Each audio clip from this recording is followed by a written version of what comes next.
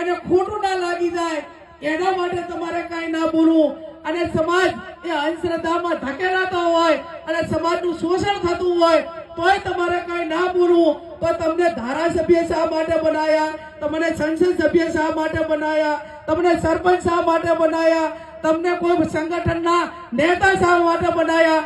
એટલે બીજું કોઈ બોલે કે ના બોલે, પણ જ્યાં સમાજનું શોષણ થતું છે અહીંયા વોટ બેંકની રાજનીતિ કર્યા વગર, કોઈ પણ પરવા કર્યા વગર ગેનીબેન ઠાકોર એ ભૂતકાળમાં બોલ્યા છે, ભવિષ્યમાં બોલીશું અને આવનાર સમયમાં વર્તમાનમાં પણ બોલીશ. જ્યાં પણ મને એમ લાગતું છે કે સમાજને કે લોકોને આનાથી નુકસાન થઈ રહ્યું છે એમાં કોઈ પણ પ્રકારની પરવા કર્યા વગર જ્યાં પણ બોલવાનું છે એ ખુલ્લા મનથી બોલીશ. એટલે મહેરબાની કરીને જેને ટીકા ને ટિપ્પણી કરવી હોય એ પોતાનો લોકશાહીની અંદર એ સ્વતંત્ર અધિકાર છે, પણ એ બહુ લાંબો સમય નહીં ચાલે. આજે સત્ય છે એ વસ્તુ સત્ય રહેવાની છે. અને તમને પણ આ બધાને કહું છું કે કોઈ પણ પ્રગતિ માટે, કોઈ પણ ક્ષેત્ર માટે એ ટૂંકા રસ્તા યોગ્ય નથી અને કોઈ પણ પ્રગતિ માટે એ પરિશ્રમ જરૂરી છે.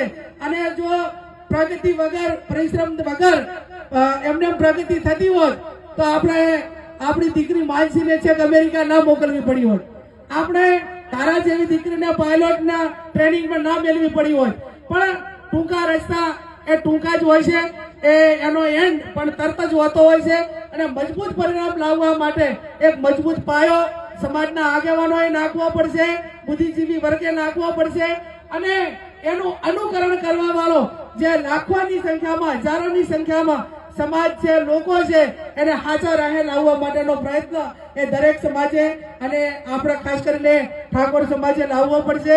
આજે આ બંધારણ સરસ મજાનું બનાવ્યું છે, એ બંધારણનો પૂરેપૂરો અમલ થાય અને આવનાર સમયની અંદર આ ઠાકોર સમાજ એ બીજાની હરોળમાં સૌમાન ભેર અને દરેક ક્ષેત્રની અંદર ધંધામાં, રોજગારમાં, શિક્ષણમાં અને આર્થિક રીતે ખૂબ આગળ વધે એ શુભેચ્છાઓ સાથે આપ સૌનો ખૂબ ખૂબ આભાર.